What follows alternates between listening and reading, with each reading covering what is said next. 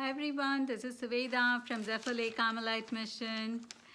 Recently, I was at the National Shrine for Saint Therese in Darien, Illinois, and her feast is on October 1st. In fact, in the month of October, we're going to have many Carmelite feast days, and also we have the feast of Saint Francis of Assisi. And as we've often heard of Saint Francis having a great love for creation and nature. However, in today's topic, I wish to share with you Saint Therese's love for nature. And her whole family was very deeply moved by nature, and their spirituality was also moved by nature. Just in an overall sense, Saint Therese loved wide open spaces, and she just would gather wildflowers and make bouquets and crowns for the Blessed Virgin. And some of her favorite flowers were cornflowers, daisies, forget-me-nots. And the very sight of nature would make such an impression upon her that it would elevate her mind, her heart, and her soul to God. In fact, after entering Carmel, she felt like Jesus was blessing her with many of her favorite flowers, and she felt like they were bouquets from Jesus to her. In fact, Saint Therese, she experienced even closeness to God in the dark thunder clouds, and the storms didn't frighten her, but rather she took delight in them because she saw the awesome power of God in the loud thunders and the dark storm clouds. And she would often spend extended periods of time growing up in a home in France, watching the blue skies in the afternoons. And once as a little girl, she recalls in her autobiography the story of her soul. At night, she saw a cluster of stars that formed the letter T, and she told her papa that her name was written in heaven. So she had such a tender heart, and in school she would find these dead birds under the tree, and she would bury them, and the other girls saw her and they joined her, and they made this little cemetery, beautiful cemetery for birds with trees and flowers. So that's, Saint Therese. She had a very tender heart and a love for nature. Often these nature experiences would become beautiful poetry, and she would reflect on them, and they would become some very deep reflection, spiritual reflection in her heart.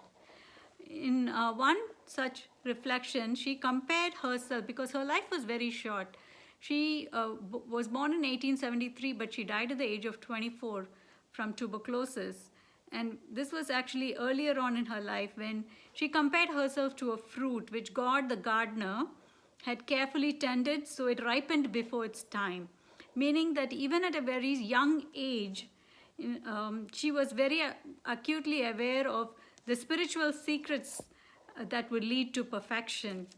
At the very age of 14, she wanted to enter Carmel. In fact, her entire family was like that. They were very appreciative of nature, and her sisters became Carmelites as well before her. Her mother died when she was very young, and her sister eldest sister was the closest to her, like a mother to her. And when she was very little, she and her sister Celine had a pet hen and a pet rooster, and they would spend several hours after dinner each night in front of the fireplace playing with their pet hen and rooster, and they almost like identified themselves with the hen and the rooster about their own friendship as siblings. And at one point, she had a canary and a little linnet bird as pets. And she would observe them, and she writes that the linnet actually learned to sing exactly like the canary. The canary was loud, but the linnet was soft. And she says how important the example of parents are for children to grow in virtue. So everything that she observed in nature, she would translate them into spiritual spiritual truths and spiritual insights. In fact, even the way she describes the moment that she shared her desire to enter Carmel to her father, it is filled with poetry. And this is in chapter 5 of her autobiography, Story of a Soul. And this is how she describes it. And I chose the Feast of Pentecost as the day to break the news. And a little later there she says, I found the opportunity to speak to my dear little father only in the afternoon after Vespers. He was seated by the well, contemplating the marvels of nature with his hands joined.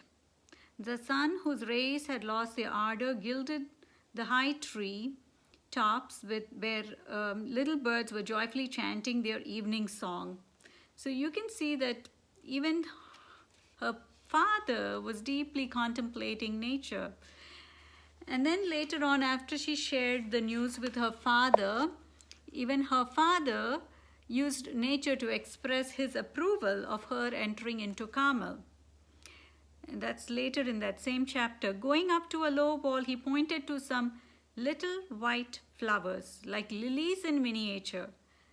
And plucking one of them, he gave it to me, explaining the care with which God brought it into being and preserved it to that very day.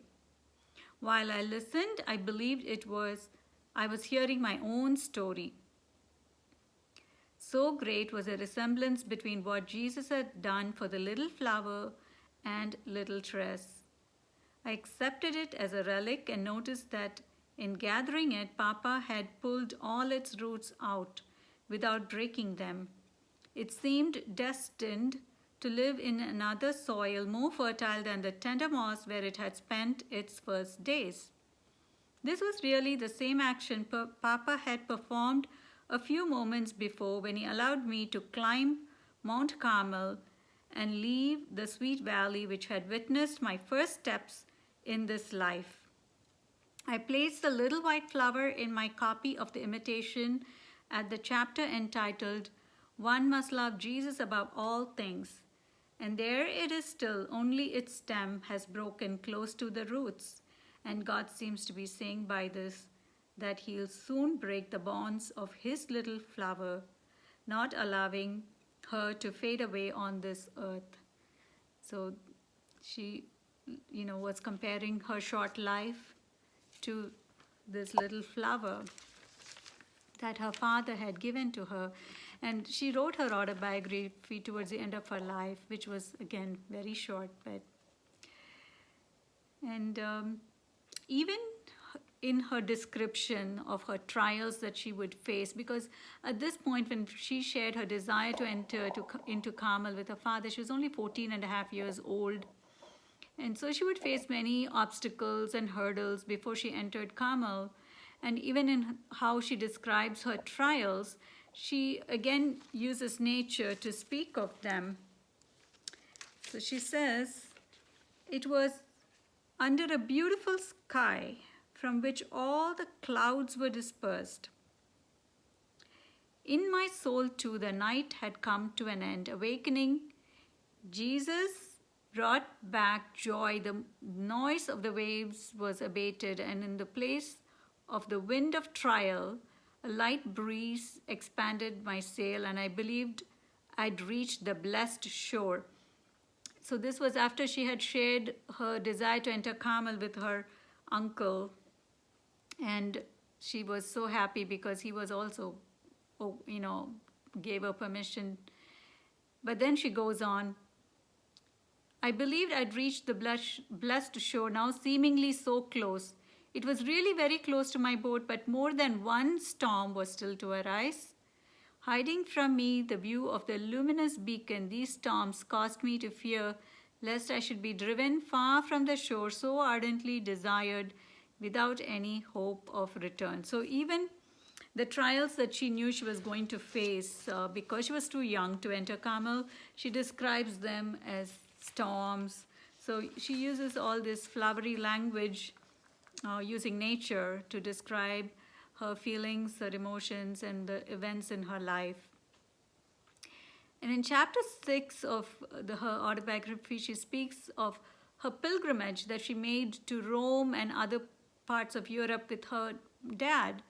And often she would turn her experience of nature, even in these trips, this pilgrimage she made, into spiritual reflections where she would hear even God speak to her in nature. Especially in her description of Switzerland, she saw in nature the marvels of heaven. And it's almost like the beauty in nature is kind of a glimpse of what we would enjoy in heaven. So that's kind of how she experienced it. One example of how she felt God speaking to her in nature was she was wondering about the great numbers of people who die even before hearing the name of God pronounced to them or proclaimed to them, the gospel proclaimed to them. And she felt, Jesus taught her from nature because she was worried about those souls. How the world of souls is Jesus explained to her that the world of the souls is like his own garden, Jesus' garden. And some are created to be great souls, like the doctors of the church are like lilies and roses. But others are happy and content to be daisies and violets, while those who die without ever coming to know Jesus are like the wildflowers, whose simplicity attracts Jesus to them. They are guided by the natural law written in their hearts, and the nature of Jesus' love is manifested in much grandeur in them too. Just as the sun shines on all the tall trees and the tiniest flowers, God is occupied particularly with each and every soul in his garden. So this is in my own words, but you can read her exact words in chapter 1, actually, of Story of a Soul. And also in chapter 5, she speaks of Jesus as a gardener who is capable of producing good fruits of the right kind from every tree. Unlike us, who may be compared to a clumsy gardener who tries to graft the wrong bushes together, trying to grow roses on peach trees, God is a clever gardener who knows how to raise rare and delicate plants. Knowing the nature of each and every plant, he cares for them himself. So Jesus is the divine cultivator of all souls. And nature often reflected, this is very unique experience, and I think many Carmelites experience this. I too experience this often. But Saint Therese says nature often reflected the image of her soul.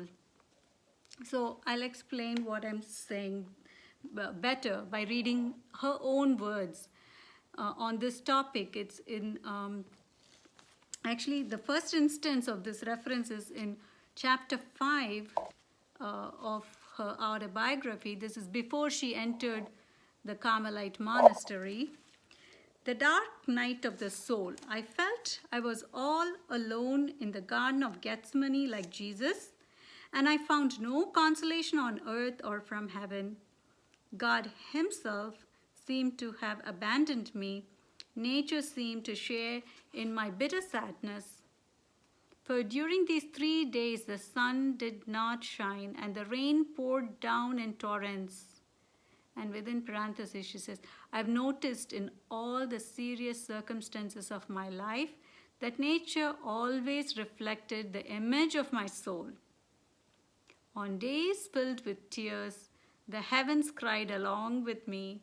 On days of joy, the sun sent forth its joyous rays in profusion, and the blue skies were not obscured by a single cloud. Isn't that beautiful? It's truly beautiful. And in the third chapter, she in fact expresses her astonishment when nature didn't reflect her sadness, when her sister Pauline, who was like a mother to her, said that she was leaving home to join the Carmelite convent. This is what her words say. I looked up at the beautiful blue skies and was astonished. The sun was shining with such brightness when my soul was flooded with sadness. So you see, there are many instances in her autobiography. But this one, the next one that I'm going to read is from chapter 7, where after she entered, the first day she entered Carmel. It's more beautiful in that this nature story was on the day she entered Carmel, her very first day. And this is a little bit long, but I want to read this. Nothing was missing, not even the snow. I don't know if I've already told you how much I love snow. When I was small, its whiteness filled me with delight, and one of the greatest pleasures I had was taking a walk under the light snowflakes. Where did this love of snow come from? Perhaps it was because I was a little winter flower, and the first adornment with which my eyes beheld nature clothed was its white mantle. I had always wished that on the day I received the habit, that is the habit of Carmel, nature would be adorned with white, just like me. The evening before, this is the evening before she entered Carmel, I was gazing at the gray skies from which a fine rain was falling every now and again, and the temperature was so mild I could no longer hope for any snow. The following morning, the skies hadn't changed. The celebration, however, was wonderful. And then later on, further down in that same chapter, she says, I entered the cloister once more, and the first thing that struck my eye was the statue of the little Jesus smiling at me from the midst of flowers and lights. Immediately afterward, my glance was drawn to the snow. The monastery garden was white like me. What thoughtfulness on the part of Jesus. Anticipating the desires of his fiancée, he gave her snow. Snow. What mortal bridegroom, no matter how powerful he may be, could make snow fall from heaven to charm his beloved? Perhaps people wondered and asked themselves this question. What is certain, though, is that many considered the snow on my clothing day as a little miracle, and the whole town was astonished. Some found I had a strange taste, loving snow. So this is again a beautiful reflection of her love for nature and how she had this beautiful childlike expectation from Jesus to send snow on the day of her clothing. Well, in conclusion of today's video, I'd like to read a beautiful meditation in Saint Therese's own words, where she speaks of herself as a little bird compared to the most majestic eagle. You know, eagle's a majestic bird, and she compares herself to a little bird, and God as the sun, the divine sun. And this is in chapter 9. My vocation is love, and it was written in 1896, a little before she died. It's a very long meditation, so maybe you should get comfortable, sit in a comfortable position, and maybe even close your eyes. That way you can listen with your heart. I look upon myself as a weak little bird with only a little down as covering. I am not an eagle, but I have only an eagle's eyes and heart.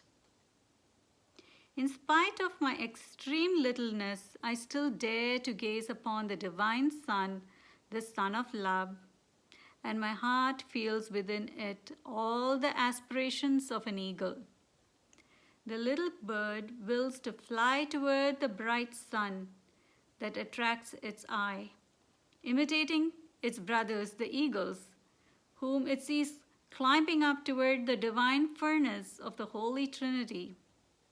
But alas, the only thing it can do is raise its little wings to fly, is not within its little power. What then will become of it? Will it die of sorrow at seeing itself so weak? Oh no, the little bird will not even be troubled. With bold surrender, it wishes to remain gazing upon its divine Son. Nothing will frighten it, neither wind nor rain, and if dark clouds come and hide the star of love, the little bird will not change its place because it knows that beyond the clouds, its bright sun still shines on, and that its brightness is not eclipsed for a single instant. At times, the little bird's heart is assailed by the storm, and it seems it should believe in the existence of no other thing except the clouds surrounding it. This is the moment of perfect joy for the poor little weak creature. And what joy it experiences when remaining there just the same and gazing at the invisible light which remains hidden from its faith. O Jesus, up until the present moment, I can understand your love for the little bird because it has not strayed far from you. But I know, and so do you, that very often the imperfect little creature, while remaining in its place that is under the sun's rays, allows itself to be somewhat distracted for its sole occupation.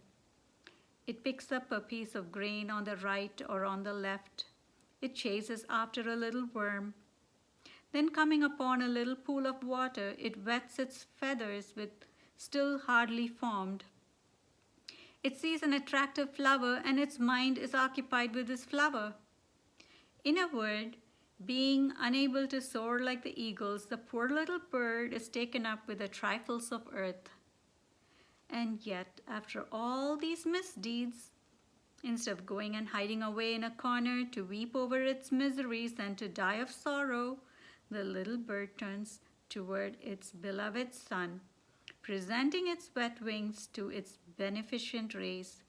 It cries like a swallow, and in its sweet song, it recounts in detail all its infidelities, thinking in the boldness of its full trust that it will acquire in even greater fullness the love of Him who came to call not the just but sinners. And even if the adorable star remains deaf to the plaintive chirping of the little creature, even if it remains hidden, well, the little one will remain wet, accepting its numbness from the cold and rejoicing in its suffering, which it knows it deserves. O Jesus, your little bird is happy to be weak and little. What would become of it if it were big? Never would it have the boldness to appear in your presence, to fall asleep in front of you. Yes, this is still one of the weaknesses of the little bird.